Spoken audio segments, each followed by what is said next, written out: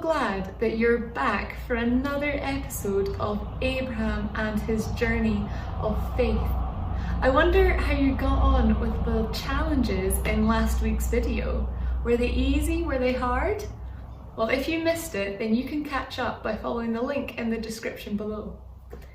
And we're already on our 6th video, so let's find out what's been happening in today's big reminder.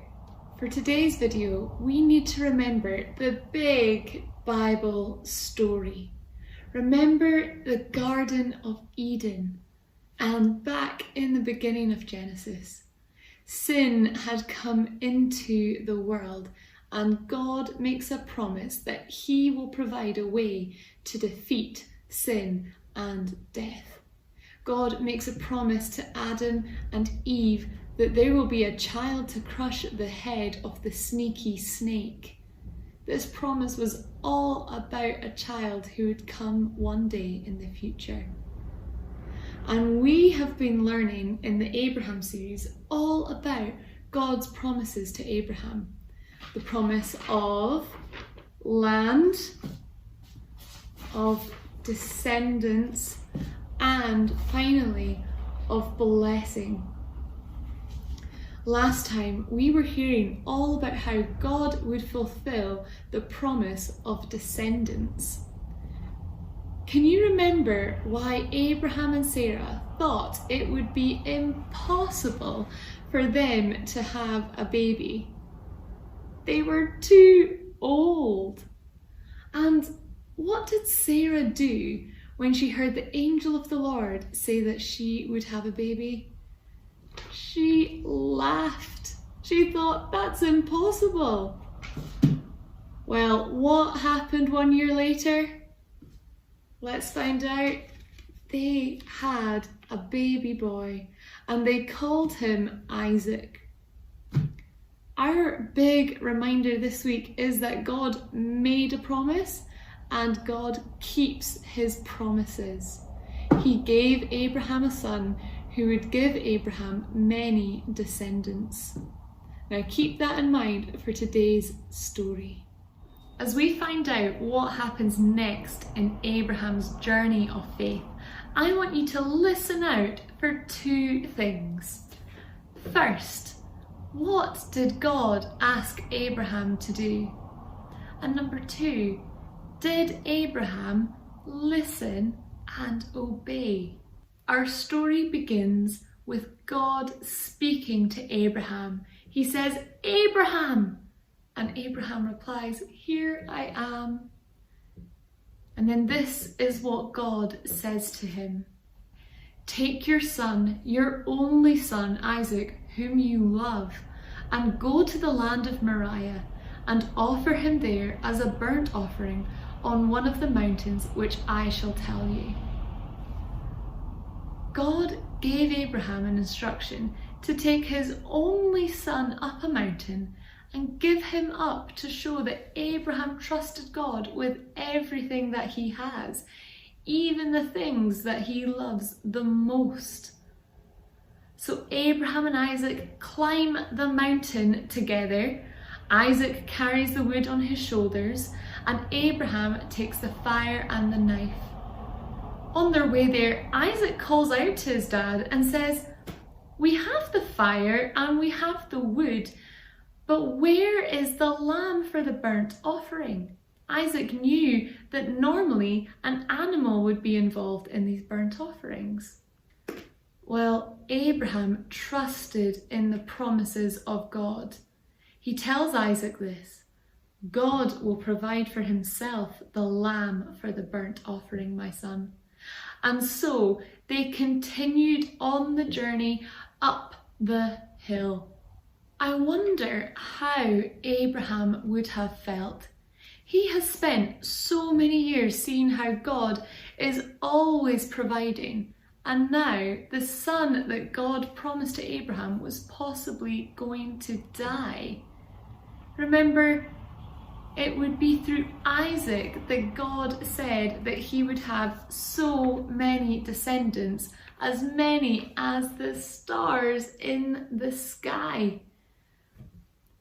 God was testing Abraham's faith. Did he trust God?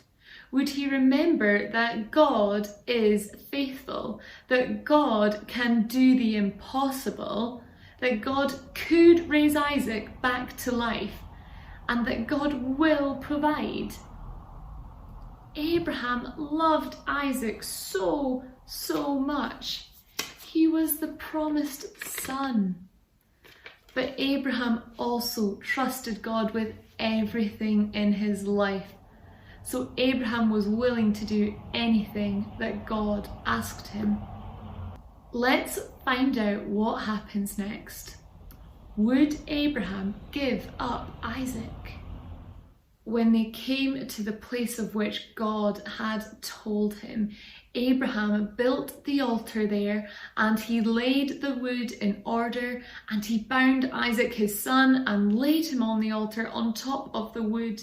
Then Abraham reached out his hand and took the knife to slaughter his son. But the angel of the Lord called to him from heaven and said, "Abraham, Abraham!" And he said, "Here I am." He said, "Do not lay your hand on the boy or do anything to him.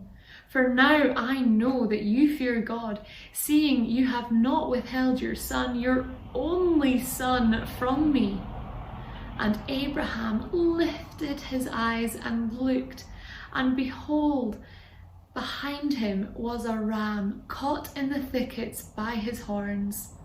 And Abraham went and took the ram and offered it up as a burnt offering instead of his son.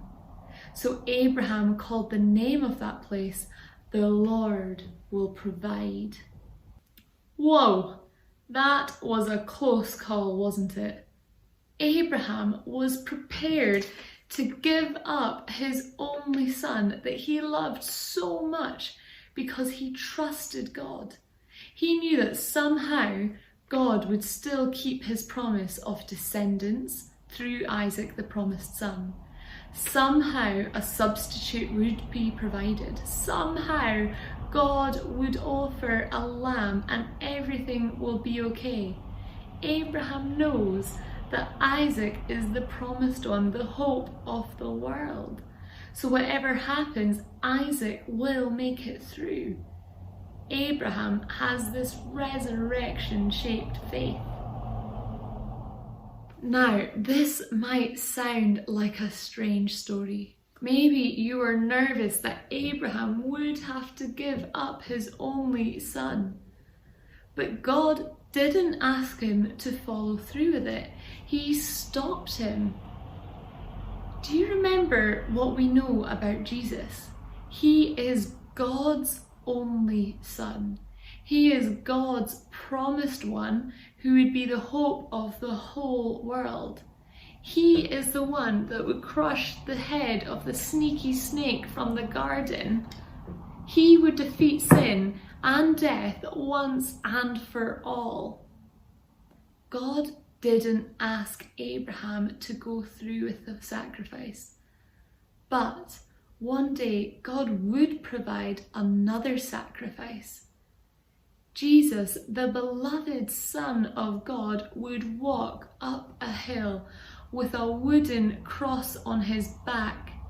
God himself would give up his son, Jesus, to take away our sin because he loves us so much. Have a think about these questions and see if you can answer them.